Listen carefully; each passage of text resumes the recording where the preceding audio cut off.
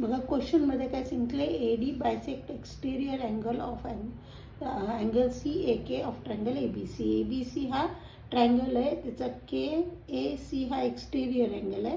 त्याच्यानंतर it cuts side B C produced in D.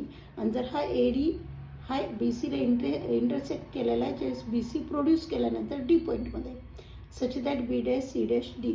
आणि prove करायचे आपल्याला B C upon B D is equal to A B upon A C. त्यासाठी construction करावं लागलं आपल्याला. Draw P C parallel to A D. P C parallel to A डीचा 3 वेळेस use करायचा. एक वेळेस अल्टरनेट अँगलसाठी, एक वेळेस करस्पॉन्डिंग अँगलसाठी आणि एकदा बी पी टीसाठी.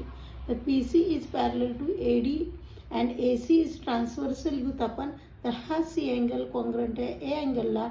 Angle C A P is congruent to angle C A D. Equation number 1 alternate angles.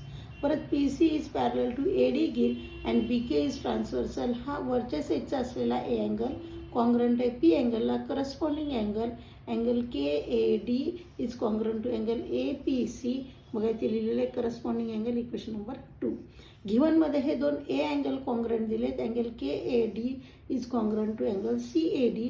आणि रिझन असेल गिव्हन फ्रॉम 1 to 3 सेंटरला ए असलेले सगळे अँगल कॅन्सल होतील. आणि angle P C A is congruent to angle A P C. म्हणजे हे 2 angle congruent आहेत. एकाच ट्रायंगलचे 2 अँगल जर कॉन्ग्रंट असतील तर अपोजिट साईड कॉन्ग्रंट असतात.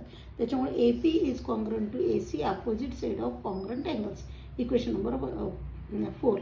आणि आता बी पी टी यूज करण्यासाठी पूर्ण ट्रायंगल घ्यायचं. In triangle A B D P C is parallel to A D. आणि जर मग पी सी पॅरलल तर इकडं पी पासून रेशो घ्यायचा. B P upon A P equal to B C upon C D by B P T. पण आन्सरमध्ये हे नको आहे, ह्या दोघांचे ॲडिशन पाहिजे. त्याच्यामुळे by componendo B P plus A P upon A P is equal to B C plus C D upon C D.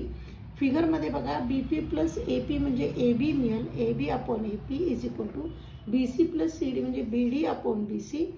पण आन्सरमध्ये मला आता फक्त हे ए पी नको आहे, तर फ्रॉम इक्वेशन 4 म्हणायचं A B upon A P replace होऊन A C is equal to B D upon C D. आता ज्यावेळेस मी हे आन्सर लिहिलेलं आहे थोडंसं एक्सचेंज आन्सर, त्याच्यामुळे हा रेशो इकडे घेतला, हा रेशो इकडच्या साईडला लिहिलेला आहे.